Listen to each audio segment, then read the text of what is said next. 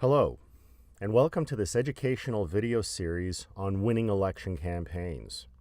This video lecture is designed to stimulate your thinking about the use of emotions, and specifically anger, in a campaign.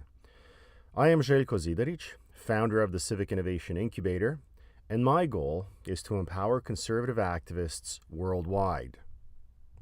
Thoughts about anger are not new.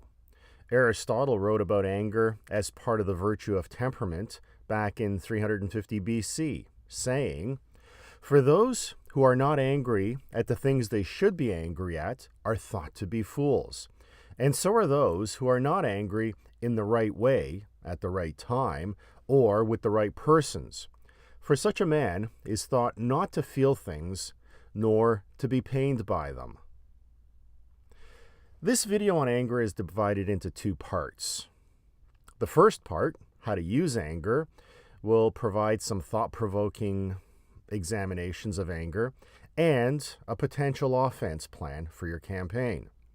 The second part is more theoretical to provide background information. How are emotions used in voters, and how does anger work from an evolutionary and a psychological perspective? When was the last time you thought about having your candidates show some emotion or anger in the election campaign? Should a candidate show anger during the campaign? The commonly accepted answer is the candidate should not get angry. But this makes no sense to me for a number of reasons. I think that it might be acceptable and even beneficial for the candidate, especially a challenger candidate, to show some kind of anger, but the right kind of anger at the right levels. Let's start at the very beginning. Why do you want to get into politics? Is it to be someone or to do something? Well, if you want to do something, that means that you think you can do something better than the incumbent is doing. If you want to change the government, on what grounds do you want to bring that change? Usually, the reasons are significant. The incumbent has not fulfilled promises, or they have been negligent or incompetent in their leadership. Are small or large changes required? If things are going well, then only small changes or tweaks are needed to optimize the system. This is the domain of management. Large changes, on the other hand, finding a new way of doing things, is the domain of leadership. If large changes are necessary, then there might be a good reason to be angry. Are the people angry? How angry are they? How angry are you? Voters decide who they want to vote for based on the character and the policies of the candidates. More often than not, character is the more important criteria. Since I can't foresee all potential future issues, I want to empower a leader that is like me. That is, does the candidate share my values? Will the candidate make decisions the way that I would make them? The commonly accepted rule of thumb is that the voters can be angry, but the candidate must stay cool. Why would I risk showing anger if anger is not attractive and is seen as unfriendly? The angry face intimidates us, and we perceive it as untrustworthy. The angry face triggers avoidance and defense responses, but the angry face does communicate higher social dominance as well. So, what do you think of the show no anger rule? Does it make sense to you? Do you know why you were afraid of showing your emotions in your anger? Is it because of what your opponent will say, what the pundits and critics will say, or what the voters will think of you? In my opinion, we really do not know much yet, or we have ignored studies of emotions in the candidates. We know a lot about how emotional voters act, and we know how to make voters angry or afraid so that they act the way we want them to act. But there is surprisingly a small amount of literature on how mass behavior is affected when candidates are the ones who display negative emotions. There are a lot of training opportunities to perfect your happy face, but not your disappointed or angry face. Do we avoid anger because we're afraid of it and we don't know how to use it?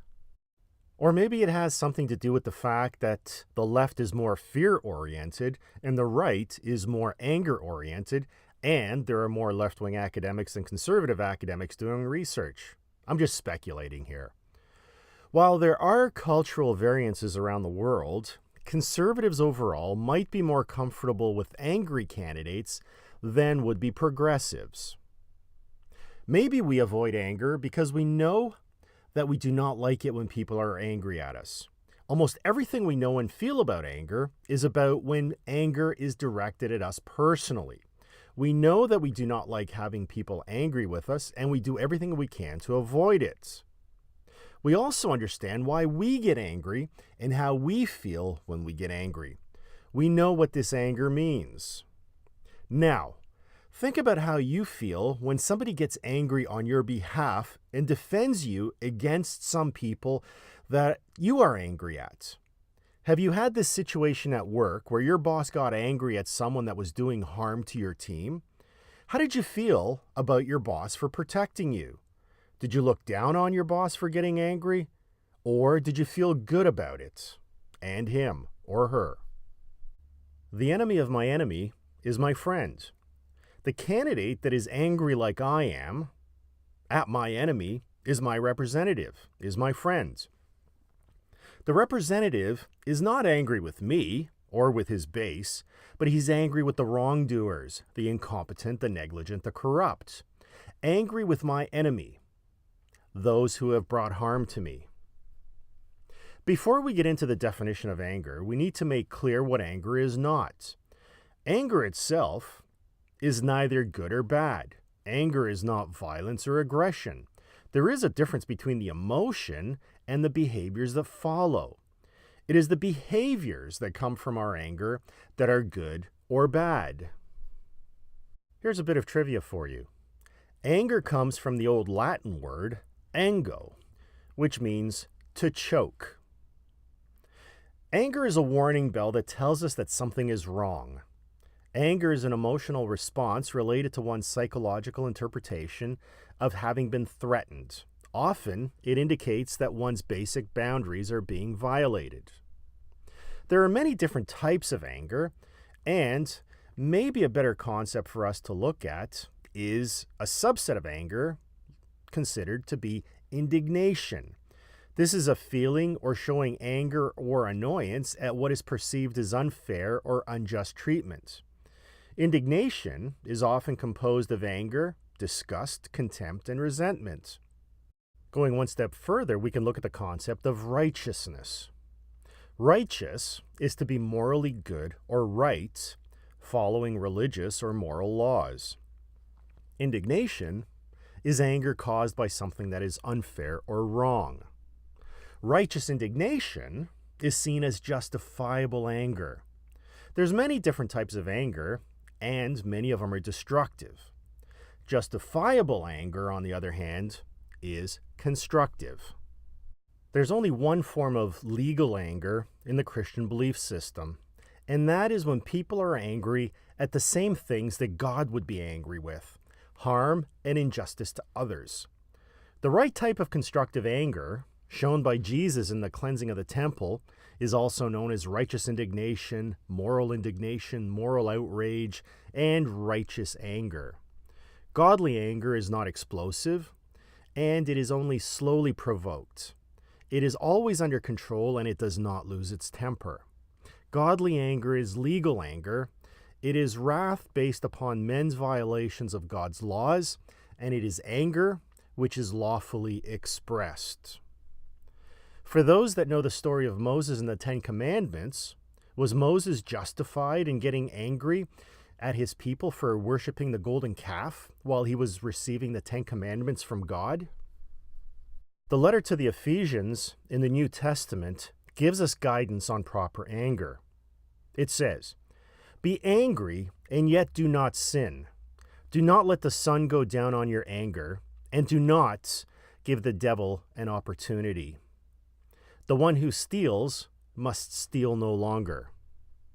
But don't be self-righteous," which is defined as filled with or showing a conviction or being morally superior or more righteous than others. smugly virtuous. As a rule of thumb, anger that is based primarily on emotion is not acceptable. That is the anger of man. Anger that is based on reason, the anger of God, is acceptable. And now back to the question about why risk using and showing anger. Anger is one of the most maligned emotions. Righteous anger empowers leadership potential, helps focus on the practical, gives a willingness to accept risks, gives feeling of control and optimism. It motivates us to work harder to reach our goals, and it helps us in our negotiations and interactions. Righteous anger prevents passive acceptance of societal wrongdoings. I'm a patriotic citizen. I love my country. I'm angry. Why aren't you? Now that you are hopefully a little bit more open-minded and have started thinking about anger, let's take a look at how anger can be used in the campaign. In an election campaign, it's not enough to get people to like us. We need them to do something. We need them to vote. Malcolm X said, usually, when people are sad, they don't do anything. They just cry over their conditions. But when they get angry, they bring about change. Anger can be a tricky emotion for a politician to use. The electorate can be as angry as they want. The politician, on the other hand, must be more temperate. Temperate, that is the key word. How to be under control. Every campaign will be different because of the changing landscape of the social and political environments. But in every campaign, you must be genuine, love what you do, share your values, and show your emotions. Every one of us has developed a defensive shield that protects us from the constant barrage of advertising that we are inundated with every day. Just because your advertising is political during a campaign does not mean that the viewers will open their mental doors and let your ideas in. We need to find a way in. Emotional messages using emotions such as fear and anger, along with humor, have a better chance to break through. We can't ignore fear and anger. It's encoded into our DNA. You know the 4 C's of political marketing. Remember when I asked you whether you want to be a politician because you want to be someone or because you want to do something? What you want to do is your cause. Identify it clearly. Communicate it passionately. You also already know the 4 C's of storytelling. Think of all the good stories that you've heard. All of them tug on your emotions to create a stronger connection with you, the listener. How are you going to use emotion in your narrative? You also know about mirror neurons. Use that knowledge to connect at a deeper level.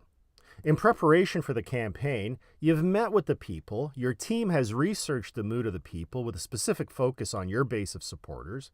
You know how they feel, you know why they feel that way. Mirror them, mirror their feelings. Think about how knowledge of mirror neurons can make your message more genuine by aligning your words, your actions, and your feelings. You're also probably an expert at the rhetorical triangle, a persuasion tool going back to the days of Aristotle. The triangle has 3 components, those being ethos, logos, and pathos. Ethos is personal credibility of the speaker. You might have the best stories and the best evidence, but if your listeners don't think you're credible, you won't persuade them of anything. Logos is logic. It appeals directly to the left side of our brain, our logical center. If you want to persuade someone, you need to build a strong argument with logical facts, statistics, and evidence. Pathos, on the other hand, is emotion and appeals to the right part of the brain. You want to create feelings in your audience. In marketing, we say that it's the emotions that make consumers buy the products, and their reason only comes up with justifications for that purchase afterwards. You also know that body language and how you communicate your message is more important than what you say in having the listener like and accept what you have to say. By some estimates, less than 10% of the likability of the communication comes from the words themselves. Congruence is important. Are the words being spoken match the tone of the voice and the body language? Emotions affect your words, your voice, and your body language. You choose words based on their emotional connotations. Your emotions determine the tone of your voice, and your emotions are seen in your body language. I'll say it one more time. To be genuine, your words, your tone of voice, and body language must align. In your campaign, there are 3 opportunities for anger.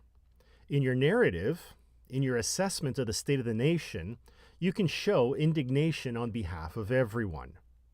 When you attack, you critically assess the past performance of the opponent, and you will debunk the potential of their promises. When you are attacked, will you ignore untrue attacks? Of course not. What kind of a person doesn't defend themselves? How you react communicates a lot about your character to the voters. You want to be quick and strong, but your response must be in proportion to the allegations. One of the most interesting, controversial, but effective tools is the negative campaign. Negative does not mean bad, but that it is focused on your opponent rather than yourself. It is part of the two-way debate. In the negative campaign, specifically in the attack ads, you will show strength in your justifiable anger. Attack ads are riskier, so ensure that they are true. Safer are the compare and contrast ads, which show how you and your opponent differ and how you are superior. For more detail on negative ads, watch my video on negative campaigns. The candidate should make polite attacks. Attack in a way to build the candidate's strength and character while minimizing risk of misinterpretation and blowback. Harsh attacks should be carried out by arm's-length third-party organizations. Others can show more anger than can the candidate. The objective is to show the anger of the people and destabilize the opponent, trying to make them stumble in their narrative. But even here, the character of the campaign can be tarnished by outlandish tactics. The media is always looking for excitement, drama, and controversy. Never forget that.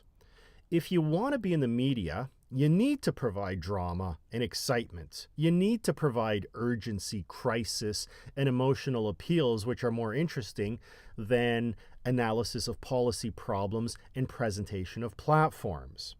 But remember, if there is no drama, the media just might create it.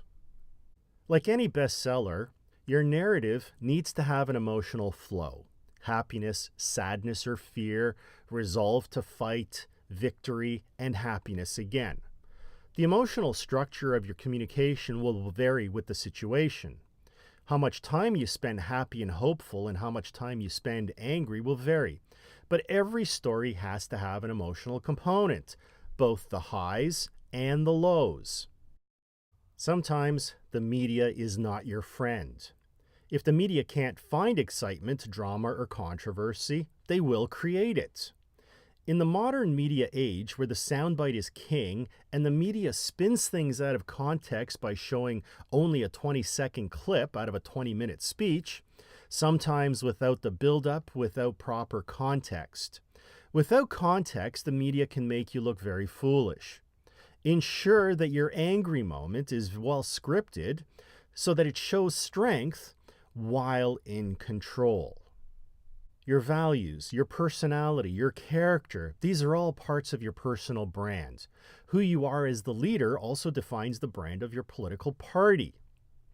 People will trust you if you look out for the interests of others and not just for your own. Your justified anger must be on behalf of your constituents. Social dominance is an important part of your brand. Anger is seen as increasing the level of perceived dominance in both men and women. Do you want to be the dominant alpha or the subordinate beta? The angry person is perceived to be the one more motivated to take action. Remember, you want to get into office so that you can do something, to take action. The smart angry person is also more likely to be on the offense with their narrative, putting the opponent on the defense. Once again, remember, cool, calm, controlled anger wins.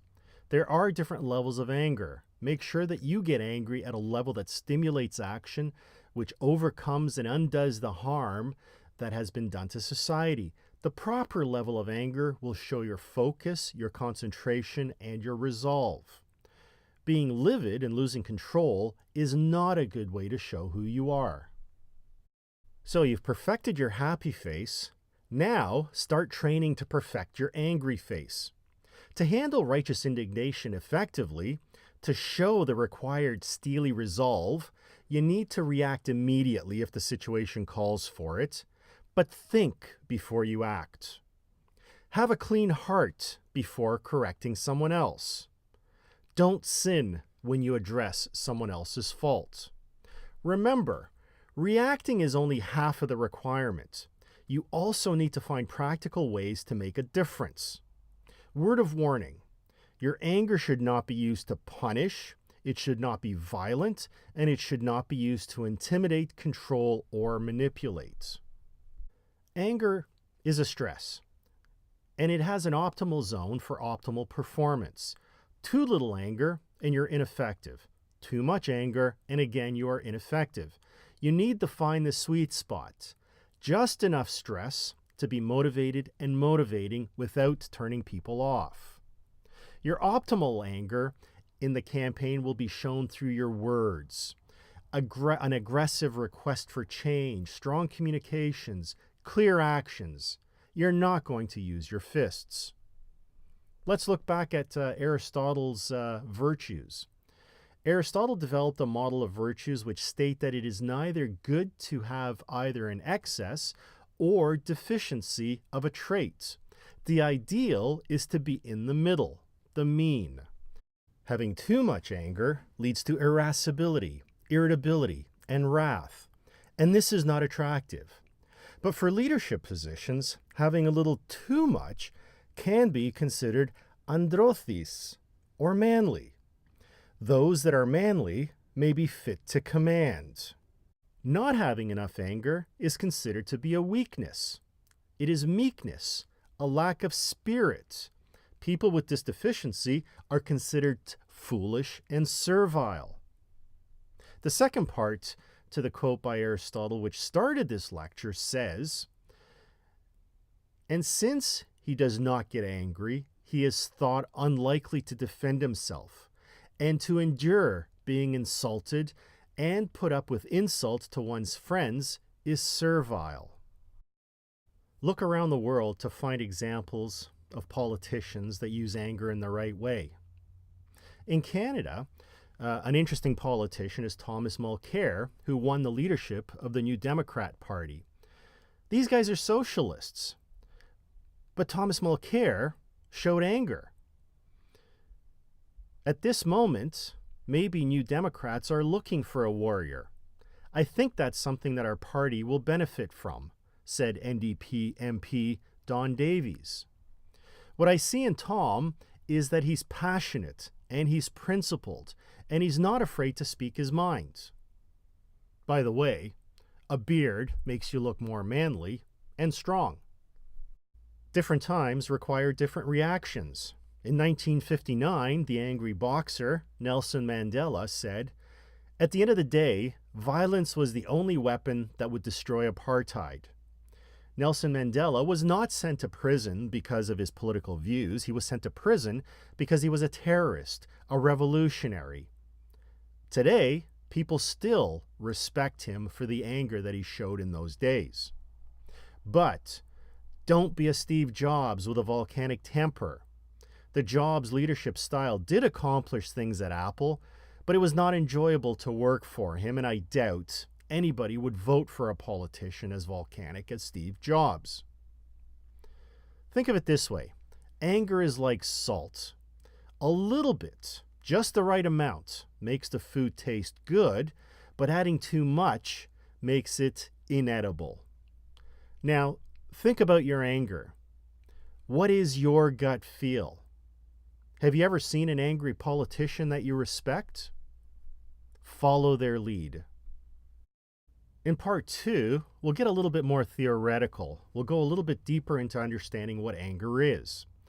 We'll look at emotions in voters, and we will look at the evolutionary and psychological aspects of how anger functions. If you've enjoyed this video, let me know.